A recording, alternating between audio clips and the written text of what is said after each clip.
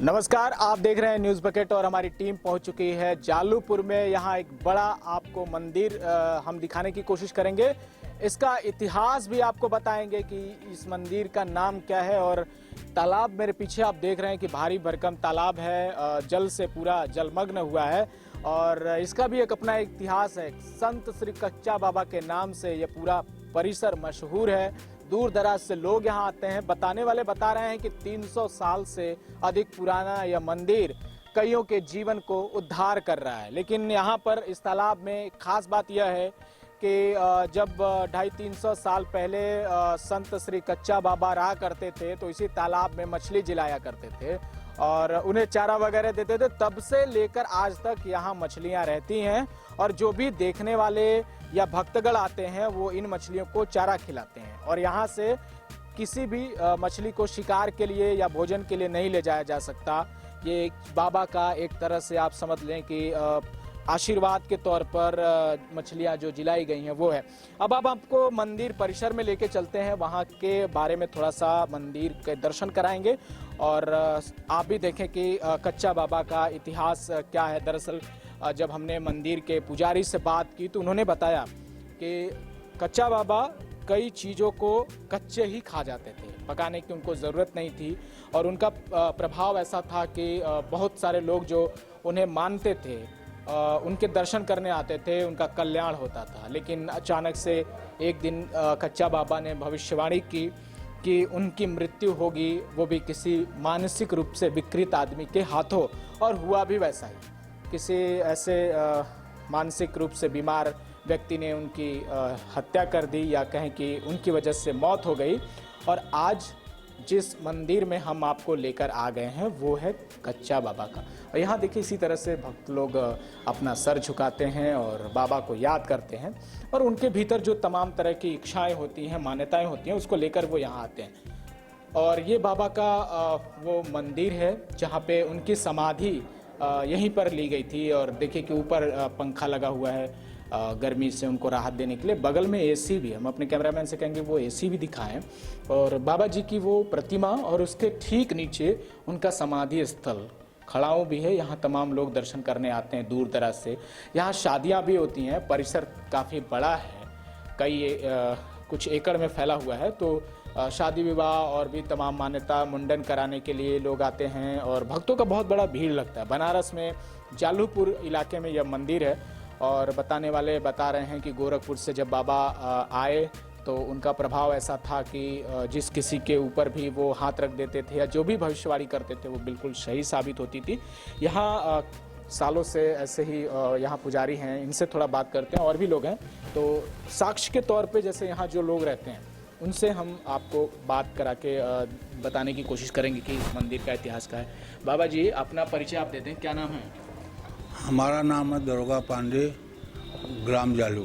कितने सालों से यहाँ रह रहे हैं? 300 साल।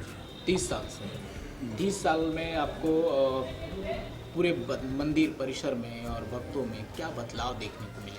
बहुत बदलाव मिला है। जिसको जो मान्यता होती है वो मनाता है, पूरा होता है तो आके यहाँ घंटा बांधता है, पूजा करता है, नाना प्रकार का कीर्तन कराता है, रामायण कराता है। और हर साल यहाँ गुरु पूर्णिमा मनाई जाती है, हर साल में एक बार। ये कच्चा बाबा का नाम कच्चा बाबा कैसे पड़ गया? कच्चा बाबा का नाम कच्चा पड़ गया। कच्चे दूध पीते थे, कच्चे फल खाते थे, कच्चे साग सब्जी खाते थे, कच्चा अन्न भी खाते थे, इसलिए कच्चा बाबा बोली जाती थी। और ये जन्म जाते की सिद्ध थे, छोटे जब थे तभी सिद्ध थे। एक बाबू साहब का लड़का उनके गांव का पढ़ रहा था उनके साथ में, वो उनको मार दिया। तो वो बोले कि जाओ तुम्हारे घर में सूअर लौटेगा। अब वो अपने घर गया तो देखा कि मार सूअर लौट रहा है। तब उसके घर वाले कहे अरे ये हमारे घर में क्या हो गया? बाबू साहब का घर था, बढ़िया मकान। तो उसने जाके वो बोला कि कच्चवा को हम मार दिए, वही है बोला है। तब आए के लोग घोड़े पर गिर गए, तब फिर वहाँ से सूअर एकदम से कोना लोग। और बहुत सिद्धि है। एक आदमी तोहफापुर में दूध पिला रहा था डेली रेगुलर बाबा को, और उसका लड़का मर गया। जब लड़का मर गया तो वो सोचा कि बाबा को दूध नहीं पिलाएंगे, पहले चल जाएंगे तो नहीं ठीक होगा। उसका लड़का कफनिया रहा था, बांस गाड़ी कट रहा था और हाली हाली दूध दूध के यहाँ ले आए। बाबा अवगड़ी थे, गाड़ी दिख गया, साला तुम्हारा लड़का मरा, तुमको दूध ले आए हो। कह बाबा हम स्त्री आप रहिए वही तेरे। तो एक गिलास दूध बाबा कनक ले जाओ 2 गिलास में, एक गिलास अपने पीने, एक गिलास होकर जबरी पीऊँगा। कहीं जाओ तुम्हारा लड़का जिंदा हो गया। इसी तोहफा बोलूँ और लड़का जिंदा हो गया। तो ये सब मतलब मान्यता है, एक धारणा है कि असल में ऐसी घटनाएं असल बात है। यहाँ तोहफापुर में अभी हैं लोग, बगल में तो सत्य घटना। तो जैसे लोग आते होंगे बहुत दूर दराज से हाँ। होंगे, तो उनकी मतलब मान्यता क्या होती है, किस बात पे मान्यता इसलिए लोग आते हैं, दर्शन करते हैं, जिसकी जो भावना रहती है वो पाता है। मेला वगैरह भी लगता है यहाँ? हाँ, रामलीला होता है। शादी भी होती होगी यहाँ शादी ब्याह भी होता है। अच्छा। हाँ, और तालाब को लेकर जैसे बात, तालाब की मछली कोई खाता नहीं है, बाबा के जमाने की मछली है और उसमें मछली हमारे तुम्हारे बराबर की हैं। एक मन 2 मन की मछली इतनी बड़ी बड़ी थी। इन मछलियों को चारा पानी कैसे खिलाया जाता है? रोज सभी लोग दर्शनार्थी आते हैं, अपना बिस्कुट खिलाते हैं। जैसे हम 4 पैकेट खिला दिए, 2 पैकेट वो खिला दिए, 2 पैकेट वो दर्शन करने आए खिला दिए। मछली को चारा खिलाने से ग्रह दूर होता है। ठीक है, बहुत बहुत शुक्रिया हमसे बातचीत करने के लिए।